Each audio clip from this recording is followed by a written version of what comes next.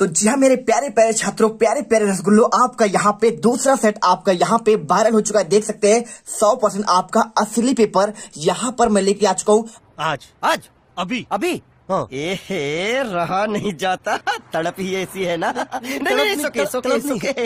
आपको बता दूं कि छात्रों आपका यहाँ पर इससे पहले देखिए, सबसे पहले आपका यहाँ पे सेट सी आपका यहाँ पे वायरल हुआ था पूरा आंसर। क्या बात है सर, क्या बात है सर, क्या बात, ये बात है। अरे सर क्या बात है, मैंने आपको इसका आपको दे दिया है। अब यहाँ पे आपका दूसरा सेट यहाँ पे आ चुका है, आपका सेट आपका। और अभी तो रुको, क्लाइमैक्स अभी बाकी। ए देखिए मेरे पास यहाँ पे सेट बी भी है और सेट ए भी है, और इसके साथ आपके यहाँ पे सब कुछ सेट आपका यहाँ पे डी सेट, और इसके बाद आपके यहाँ पे ई, और इसके बाद आपका ए, पूरे सेट मेरे पास मौजूद है। तो यहाँ पर मैं आज आपको दूसरा सेट आपका यानी कि आपको सेट आपका ए के आंसर कंप्लीट आपको आंसर देने वाला हूँ। तो चलिए फटाफट इस वीडियो को स्टार्ट करते हैं। अभी मजा आएगा ना भिड़ो। और इस वीडियो में गर्दा मचाते हैं। आपको यहाँ पे देखिए आपके 7 पेज हैं, आपके 80 मार्क का ये पेपर है, 23 आपके क्वेश्चन, 3 घंटा समय, सेट आपका ए पूरा पेपर यहाँ पर देख सकते हो। कोई आपको डाउट नहीं करना है, बस आपको आज से अभी से सारे क्वेश्चन रटना स्टार्ट कर देना है। देखिए मैंने सी का आपको आंसर कंप्लीट दे दिया है, तो यदि आपने नहीं देखा है तो जल्दी से जाकर पुराने वीडियो आप टेलीग्राम पर जाकर ज्वाइन करके देख सकते हैं। और इसके बाद आपका ये सेट ए है, फटाफट इसका आंसर याद करिए। और यकीन मानिए आपका सेट सी और आपका सेट आपका ए दोनों आपके सेट से पूरे सेट में क्वेश्चन आपके टोटल आ रहे हैं। आपको बता दें कि हम यहाँ पे वीडियो रिस्क लेकर बनाते हैं। आपको हर सेट, जैसे आप ये मत मानिए कि हमारा सेट सी है तो सेट सी का हमारे पूरे क्वेश्चन हमारे में आ जाएंगे, और इसके बाद सेट ए का हम पढ़ लेंगे तो पूरे क्वेश्चन हमारे में आएंगे। हम यहाँ पर कुछ चेंजेस के साथ आपको आंसर देते हैं, क्योंकि यदि हम सेम टू सेम छाप दिए तो यहाँ पर बहुत बड़ा रिस्क हो जाएगा। और रिस्क से दूर रखने के लिए हम यहाँ पे खुद से आपको यहाँ पे पेपर आपको दे रहे हैं कुछ आपको चेंजेस के साथ। तो फटाफट इसे याद करिए, आप मात्र सी और मात्र ए कर लीजिए, और इसके बाद एक सेट और दे देंगे यदि आपका जरूरत पड़ता है। और आपके जो भी सेट बचेंगे यहाँ पे इनका आंसर आपको हम डायरेक्टली आपको टेलीग्राम पर दे देंगे। सभी छात्र वहां पे ज्वाइन हो जाना, ठीक है। चलिए इस वीडियो को स्टार्ट करते हैं। देखिए सबसे पहले आपको यहाँ पे ऑब्जेक्टिव आते हैं, आपको पढ़ना है। तो आपको 1 से 5 तक के वस्तुनिष्ठ क्वेश्चन है, और इसके बाद 6 से 15 तक के आपके 2 अंक के क्वेश्चन, और आपको यहाँ पे 16 से 19 तक के लिए 3 अंक के क्वेश्चन, और 20 से 23 तक के 4 अंक, और 6 से लेकर 23 तक के आपके यहाँ पे कितने आपके यहाँ पे आएंगे क्वेश्चन आपके यहाँ पे आगे के, ठीक है। तो चलिए फटाफट यहाँ पे आंसर देते हैं। और देखिए मैं आपको यहाँ पे कोई भी आपका सेट का ऑब्जेक्टिव का आंसर नहीं देने वाला हूं, क्योंकि ऑब्जेक्टिव आपके यहाँ पे चेंजेस हो जाएंगे। तो इसलिए आपको यहाँ पे क्वेश्चन और आंसर पर फोकस करना है, क्योंकि ऑलरेडी यहाँ पे ऑब्जेक्टिव के आंसर आपको स्कूल में बता दिए जाते हैं, ठीक है। तो चलिए क्वेश्चन नंबर आपको 6 से देखते हैं। तो यहाँ पे पूरे क्वेश्चन के आंसर आपको हम एक ही वीडियो पर देंगे, टेंशन नहीं लेना है, फटाफट आंसर देते जाइए। और हर एक क्वेश्चन का आंसर आपको यहाँ पे तैयार करना है, और आपको यहाँ पे डाउट नहीं करना है। सारे क्वेश्चन आपको, बस आपके पास समय कम है, आप बस यहाँ पे क्वेश्चन का आंसर देखिए। और यहाँ पे जो भी छात्र पहली बार विजिट कर रहे हैं जल्दी से वीडियो को लाइक करिए और चैनल को सब्सक्राइब करिए, और चलिए गर्दा मचाते हैं।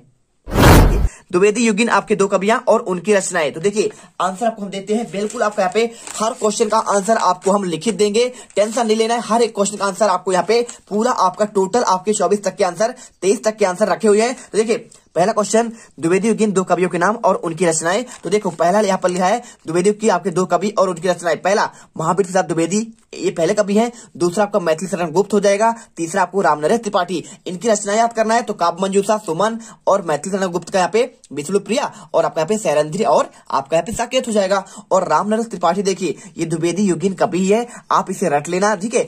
आपका इनकी रचनाएं पथिक है, मिलन है, स्वप्न है, मानसी है, कॉमेडी है, और आपका ग्रामवीर, ठीक है। आप ये आंसर हो जाएगा। और इसके बाद क्वेश्चन आता है इसमें प्रतिवाद के 2 कवि और उनकी एक रचनाएं। तो देखिए 2 नंबर क्वेश्चन। अब यहाँ पे देखिए आपको 2 नंबर क्वेश्चन कैसे तैयार करना है। आपको यहाँ पे आपका लिखा गया है प्रतिवाद कवि के नाम। देखिए पहला आपका शिवमंगल सिंह सुमन, शिवमंगल सिंह सुमन हो जाएगा। इनकी रचनाएं हिलोल, जीवन के गान, और यहाँ पे त्रिलोचन। तो त्रिलोचन की रचना आपको गुलाब और बुलबुल और धरती, ठीक है। आपको यहाँ पे ये वाला आंसर है। और नागार्जुन का कौन सा रचना है, युगधारा, प्यासी पथराई आंखें, और आपका यहाँ पे प्यासी पथराई आंखें, ठीक है। 2 ही रचना है। और इसके बाद क्वेश्चन आता है आपका यहाँ पे क्वेश्चन नंबर आपका 7वां। देखिए क्वेश्चन नंबर 7वां आता है मीरा कृष्ण की उपासना किस रूप में करती थी और वो रूप कैसा था। आपको ये क्वेश्चन और इसका आंसर आपको हम देते हैं। यहाँ पे देखिए आपका क्वेश्चन का आंसर हो जाएगा मीरा कृष्ण की उपासना पति के रूप में करती थी। उनका रूप मन को मोहने वाला था। वे पर्वत को धारण करने वाले हैं और उनके सिर पर मोर का मुकुट सुशोभित रहता है। मीरा उन्हें अपना सर्वस्व मानती है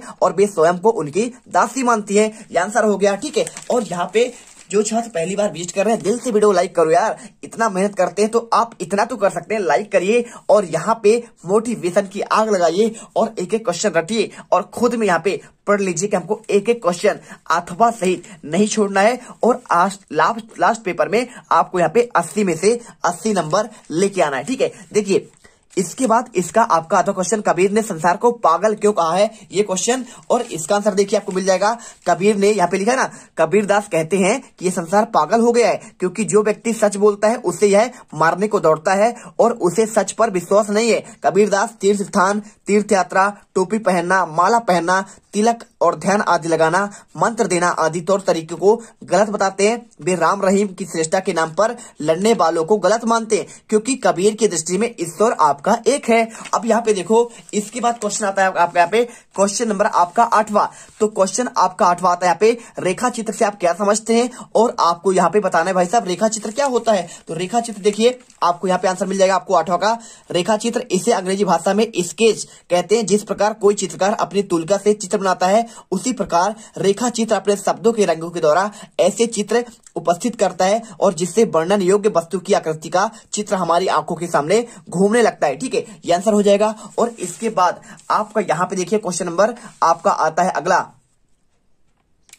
मियां नसीरुद्दीन को नानबाइयों का मसीहा क्यों कहा जाता है। ये क्वेश्चन रट लेना, हर एक सेट में आपके क्वेश्चन ये सभी आने वाले हैं। तो देखिए इसका आंसर, मियां नसीरुद्दीन की नानबाइयों का मसीहा इसलिए कहा गया है क्योंकि वे मसीहाई अंदाज में रोटी पकाने की कला का बखान करते थे। वे स्वयं भी 56 तरह की रोटियां बनाने के लिए प्रसिद्ध थे और वे रोटी बनाने की कला को मानते थे तथा स्वयं को उस्ताद कहते हैं। उनका बातचीत करने का ढंग भी महान कलाकारों जैसा था और अन्य नानबाइयों को तो सिर्फ रोटी पकाते थे और वे नया कुछ नहीं करते थे, ठीक है। ये आंसर आपको याद करना है। और इसके बाद आपका आता है क्वेश्चन नंबर आपका 9वां, ठीक है। चलिए क्वेश्चन नंबर आपका 9वां देखते हैं यहाँ पे, बिरादरी का यही सहारा होता है, यह कथन किसने और किससे कहा। आपका 2 नंबर क्वेश्चन, तो बहुत ही ध्यान से यहाँ पे आंसर देखिए। यह कथन मोहन के पिता बंसीधर ने बिरादरी के संपन्न युवक रमेश से कहा था। और इसके बाद इसके अगला क्वेश्चन आता है, नौकरी में ओहदे की ओर ध्यान मत देना, यहाँ तो पीर की मजार है। यह कथन किसने कहा था।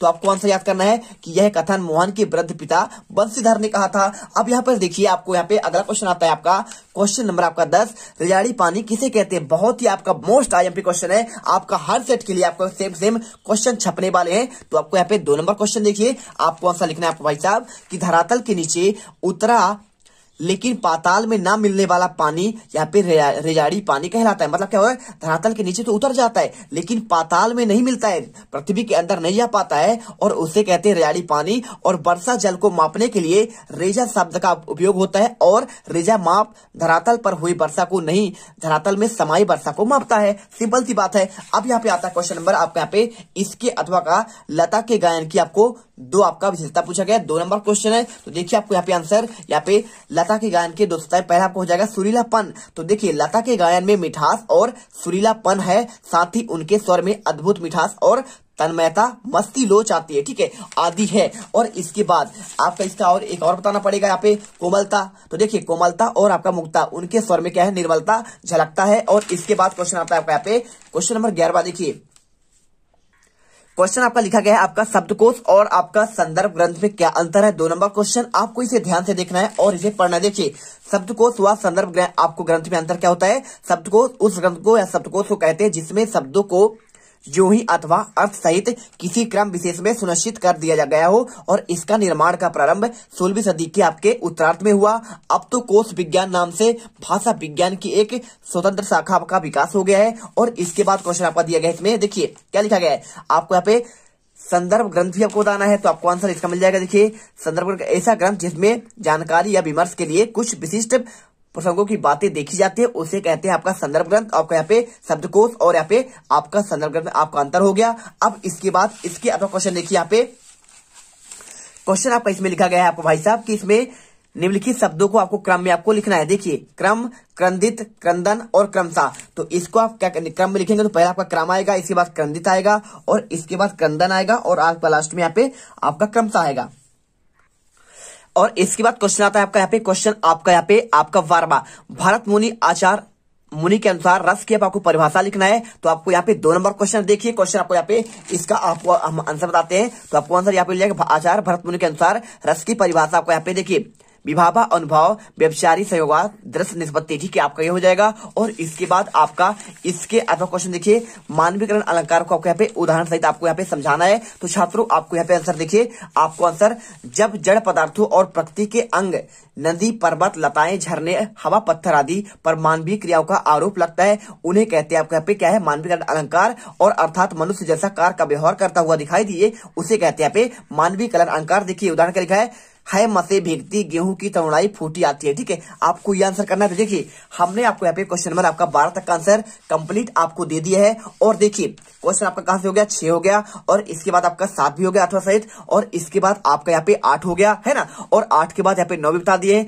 9 के बाद आपका 10 हो गया है, 10 के बाद आपका 11वां, और 11वां के बाद आपका 12वां, और आगे आपका यहाँ पे 13वां 14वां, और आपका आगे आने वाले आपका यहाँ पे क्वेश्चन देखिए आपका 19वां, और 19वें के बाद आपको यहाँ पे आएगा क्वेश्चन नंबर आपका यहाँ पे 20वां आएगा, ठीक है। आपको पद्यांश का आपको संदर्भ प्रसंग सहित वर्णन, और इसके बाद क्वेश्चन आपका 21वां आपको यहाँ पे एक गद्यांश दिया गया है, और इसके बाद आपका 22वां, और इसके बाद आपका यहाँ पे 23वां। तो आपके यहाँ पे टोटल आपके 23 तक के क्वेश्चन का आंसर हम आपको बहुत ही जल्दी आपको लाएंगे आपके अगले पार्ट पर। तो जो भी छात्र यहाँ पर पहली बार आया है और वो चाहते हैं कि यहाँ पे हमको सेट ए का, और इसके बाद सेट बी का, और सेट बी के बाद आप यहाँ पे सेट आपका सी का, तो आंसर आपको मिल ही गया है। और इसके बाद आपका सेट डी का, डी के बाद आप यहाँ पे सारे सब्जेक्ट के आपको यहाँ पे आपको हर सेट के आंसर आपको लगातार मिलेंगे। तो फटाफट यहाँ पे चैनल को सब्सक्राइब करिए, और यहाँ पे बेल आइकन प्रेस करिए, टेलीग्राम ज्वाइन करिए, और एक एक आंसर यहाँ पे आपको लगातार मिलेगा। आप देखते जाइए, एक भी नंबर आपके नहीं कटने वाले हैं। जय हिंद, जय भारत।